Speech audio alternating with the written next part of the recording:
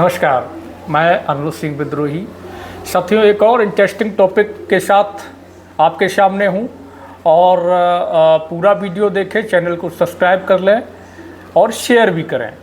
ये बहुत ही शानदार टॉपिक है। लालू प्रसाद यादव के जीवन से जुड़ा हुआ एक ऐसी घटना, एक ऐसा कार्य जिसको दुनिया ने सराहा और अपने लोगों ने उसकी अवहेलना की, उसकी बुराई की, जिसके रिसर्च के लिए अमेरिका और जापान की टीमें आईं, लेकिन अपने लोगों ने बदनामी की।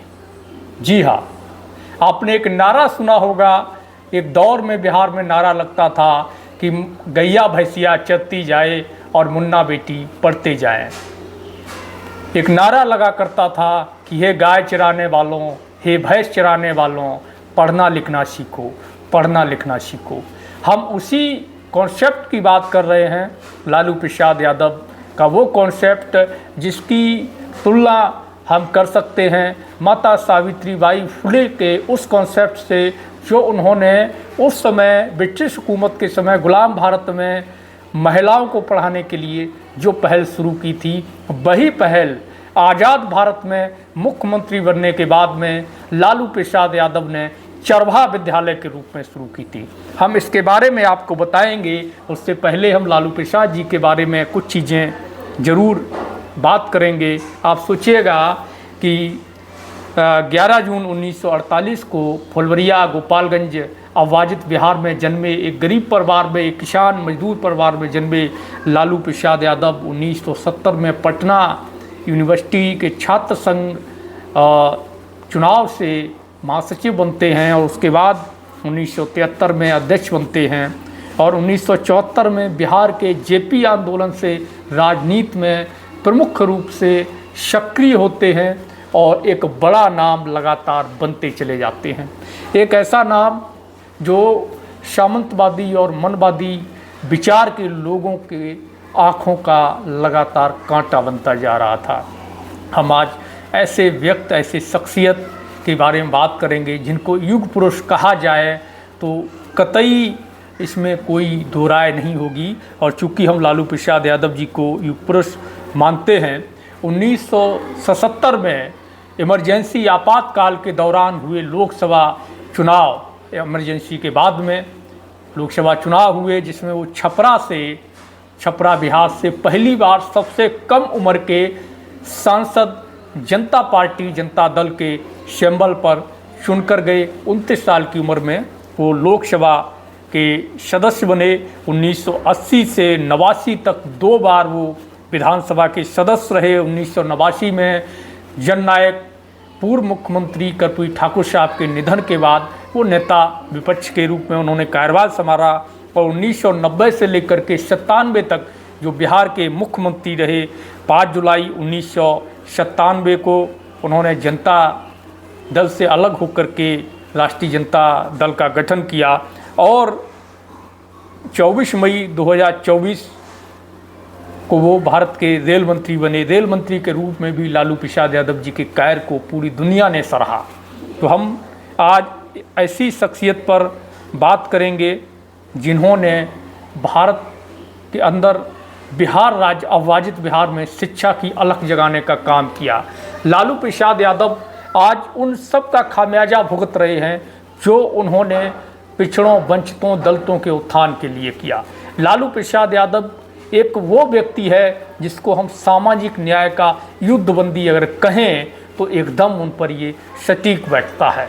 लालू प्रसाद यादव ने अगर बीजेपी आरएसएस के सामने घुटने टेक दिए होते तो ये मान लीजिए कि आज वो भारत के राजा हरिश्चंद्र होते, आज़ाद भारत के राजा, आधुनिक भारत के राजा हरिश्चंद्र के रूप में जाने जा रहे होते। लेकिन बीजेपी आरएसएस के सामने घुटने न टेकने के चलते उनको इतना बदनाम किया गया, चारा घोटाले में उनकी छवि बदनाम की गई, उनको फंसाया गया और चरवाहा विद्यालय को लेकर भी लगातार कमेंट उनके ऊपर किए जाते हैं। एक ऐसा नायक जिसने 1991 में अडवाणी के खूनी रथ के पहिए को जाम कर दिया और लाल कृष्ण अडवाणी को गिरफ्तार कर जेल की सलाखों के पीछे डाल दिया। उन सब चीज़ों की कीमत आज लालू प्रसाद यादव को चुकानी पड़ रही है। एक ऐसा कॉन्सेप्ट मुख्यमंत्री बनने के बाद में जब वो बिहार के मुख्यमंत्री बने तो उन्होंने एक ऐसा कॉन्सेप्ट लाया ताकि जो गरीब मजदूर गाय भैंस चराने वाले हैं, घोगा बीनने वाले हैं, मजदूरी करने वाले हैं, उनके बच्चे 5 साल से लेकर के 15 साल की उम्र के जो बच्चे हैं वो अपना काम करने के साथ साथ अपनी रोजी रोटी कमाने के साथ साथ में गाइया भैंसिया चराने के साथ साथ में बकरियां चराने के साथ साथ में सूअर चराने के साथ साथ में पढ़ाई भी कर सकें, यानी कि श्रम और शिक्षा दोनों साथ साथ चल सके। इसके लिए उन्होंने चरवाहा विद्यालय की शुरुआत की। चरवाहा विद्यालय शिक्षा के क्षेत्र में एक नई क्रांति थी, एक नया क्रांति का युग था वो, जब लालू प्रसाद ने ये कदम उठाया। पूरी दुनिया अचंभित थी, पूरी दुनिया ने लालू प्रसाद यादव की चरवाहा कॉन्सेप्ट की सराहना की।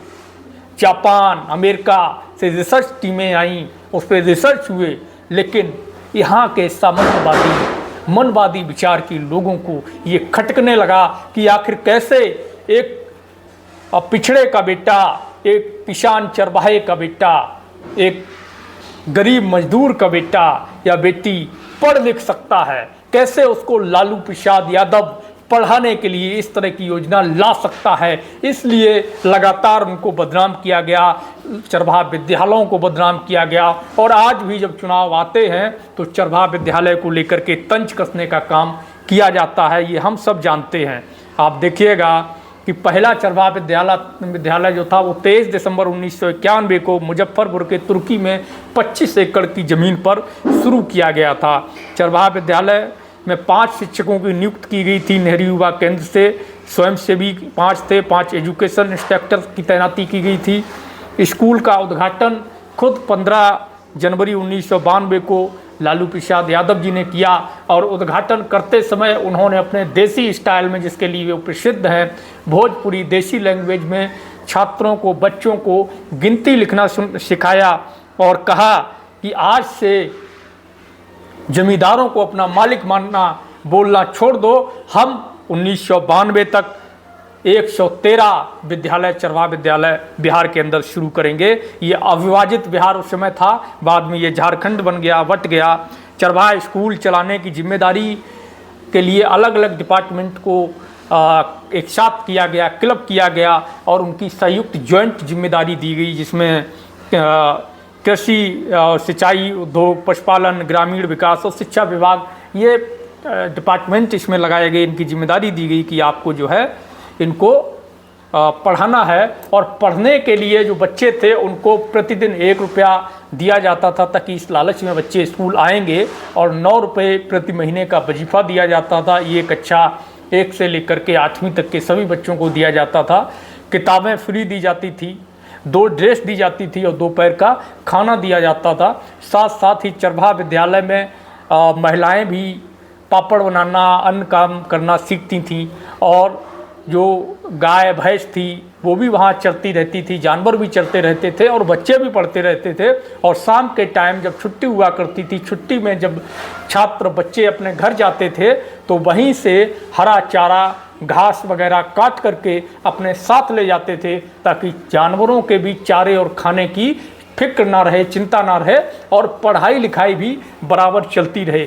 ये एक ऐसी योजना थी जिसको पूरी दुनिया ने तारीफ दी, पूरी दुनिया जिसको देख करके अचंभित थी, जिसमें शिक्षा, श्रम, रोजी रोटी, साइंस, सारी चीज़ें मिलकर के एक साथ काम कर रही थी। सारी चीज़ें एक जगह पर काम कर रही थी, जहाँ एक तरफ खेती की जा रही थी, दूसरी तरफ जानवर के लिए चारागाह था, जानवर चर रहे थे, एक तरफ जहाँ महिलाएं पापड़ बनाना, अन्य चीज़ों को बनाना सीख रही थीं, वहीं दूसरी तरफ वही बच्चे, उन्हीं के बच्चे पढ़ाई करना सीख रहे थे, पढ़ना लिखना सीख रहे थे, कापी कलम पकड़ना सीख रहे थे, नाम लिखना सीख रहे थे।